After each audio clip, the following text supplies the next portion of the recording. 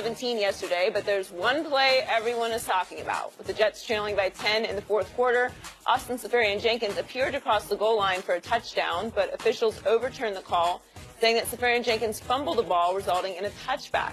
After the game, ref Tony Corrente said the play was, quote, pretty obvious. Let's take a listen to the Jets after the loss. It is what it is. You know, it's frustrating because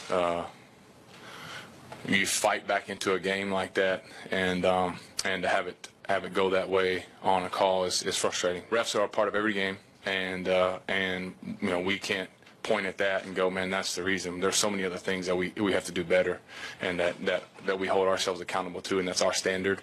And we just didn't do that and execute well enough today. I feel like I scored, but at the end of the day, you know, that's what the ref called. I'm going with the ref said. They make the calls, and I've got to have better ball security, and I've got to review the tape and make sure I make the necessary corrections so that doesn't happen again.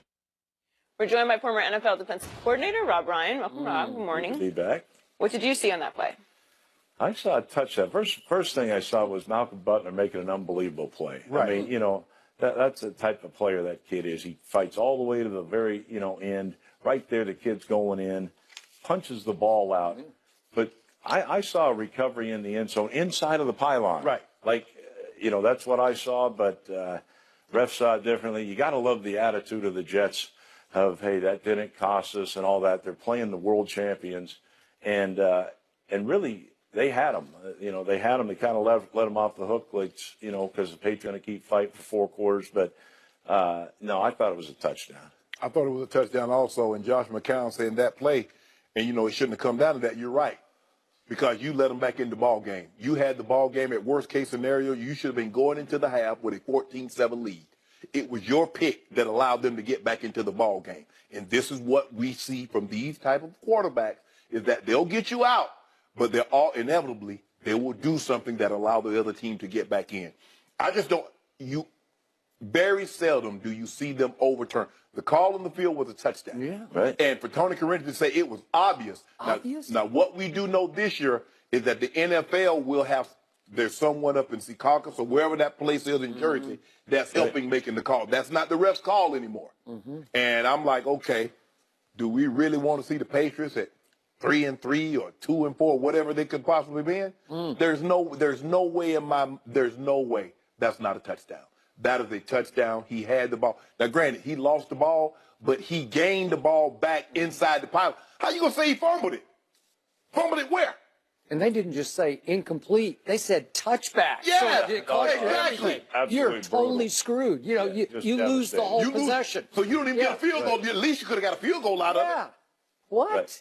No, and it fell into his stomach. It's not like he was reaching it out and dropped it and then went out the back of the end zone. Correct. I mean, it fell into his stomach on his body. I mean, so then Tony Corrente, as Joey pointed out, tells the pool reporter after the game that one last angle that he saw that New York had was, quote unquote, pretty obvious. Well, I got to tell you, I think I've seen all the angles available. Yes. I can't imagine a better angle than what we've seen. It's very obvious to me it was a touchdown. Exactly. So this is the first time we have a new man in this position. Dean Blandino was in it. Now he's with Fox. Yeah. Mike Pereira before him is with Fox. And now Al Riveron, you're on the hot seat. You know, I want to hear from him today. Yeah. I want him to do a media session and show us the one angle that was so conclusive that they overturned the call on the field, because now the credibility of the game is dangling. You're suggesting that they're pro-Patriots somehow.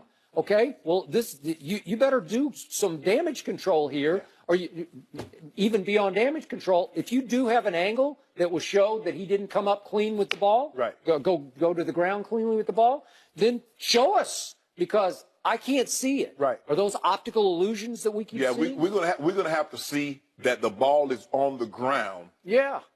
When he's, because that's the only thing, because the ball has to touch the ground without total control. Because it looked like to me that he gained control of the ball before he hit the ground, and then he's out of the end zone. But how did it go from not being, okay, a touchback? I'm like, how the hell is it a touchback? So you go from a touchback, it goes from a touchdown to a touchback. So we don't even get a chance. Not only do we not get 3 points, we don't get an opportunity to line up, kick a field goal for 3 points. They get the ball and we get jacked. Man, this is Yeah, hey Skip, I need to know about this one because I've never seen anything like this before. Because normally in the touchback we see the ball go out of the end zone, or we see somebody get stripped right as they're crossing. I don't know if I've ever seen or heard of a call like this. No, I haven't either. And look, this is the second game like that. Now, you know, think about the Detroit game. Yeah. Guy runs a slant. Golden Tate. They touchdown, and then they say it's not a touchdown, and they don't even give him a chance for fourth down. Yeah. They have the runoff. Yeah. So, I mean, you know, that that's was a real two screw job. really strange calls that have never happened until this year. Right. But I don't believe that the Jets would have won if they had gotten this, if the call on the field had stood. I still don't. I just believe Brady's going to make a play and they're going to pull it out. Well, you're probably right. I mean, you know, their defense finally stopped the run. That was a positive. They're playing without Stephon Gilmore. I never saw the mistakes in their secondary as much. But again, this is the sixth straight quarterback that's gone over 300 yards. It's Jets Josh still or had Luke McCowan. It's one of the McCowans, and just lit them up again. You know, it's strange how this keeps recurring. And you know, this tight end here had the game of his life. He had 8 catches. Yep. He's been an underachiever up to this point. And now to be wrapped up in this controversy, it's a shame. So, Coach, have you ever heard anything like this? The New England Patriots are last in the league by far in yards allowed. But offensively, they are first in the league in yards gained. So somehow Tom Brady keeps winning in spite of. He keeps overcoming another 408-yard day from a team that didn't deserve to have 250 yards. Yeah, right? I mean, the thing is, you got to tip your hat to John Morton and that staff at the Jets. They're finding ways to move the ball. And the only receiver I've heard of is Curley, who was on waivers, and they picked him up, right before the season. I mean, they're doing a heck of a job because, look, this, like it or not, they're the Super Bowl champs. They're the defending Super Bowl champs. I know their team's different, but good God, I mean, the Jets are right there with them. Really had them, like you said, 14-0 at the half. They throw the out route, which Malcolm Butler. There's a couple encouraging things there. Malcolm Butler made a play.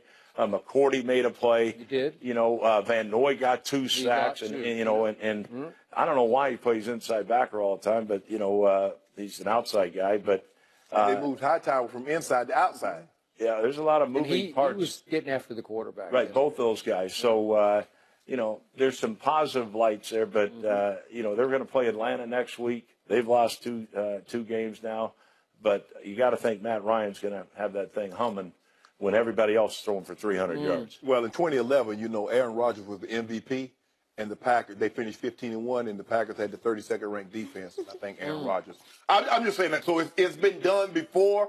I'm just saying. Did they lead in yards gained that year? I don't think so. All I'm saying is they were 15-1, and Aaron was 45-6. Was Aaron 40 years old back in? I think there you go. Maybe he was. I don't know. Well, how many more caveats you want to Wait a second. Was he married? I got to know. Are you on or off the New England bandwagon? Because I never know for sure. Because you go from week to week, hot to cold. Is there any more caveats? Was Aaron Rodgers married to a model in 2011? Did he have a daughter named Vivian? Did he have a son named Jen? Are there any more caveats you want to throw in? I don't think any of those applied in 2011. Okay. Okay, are you on or off? I just need to know. I think you're off. Let me see. That's a little shine right here. A little moonshine. Wow. I'm with him. I'm there. Yeah, I'm back. right. That looks like water. That looks like water. The best shine looks like water. Anyway, thanks for Tell him, sharing Rob, it. good stuff. Why can't the Chiefs beat the Steelers? We'll discuss that with Tony Gonzalez next.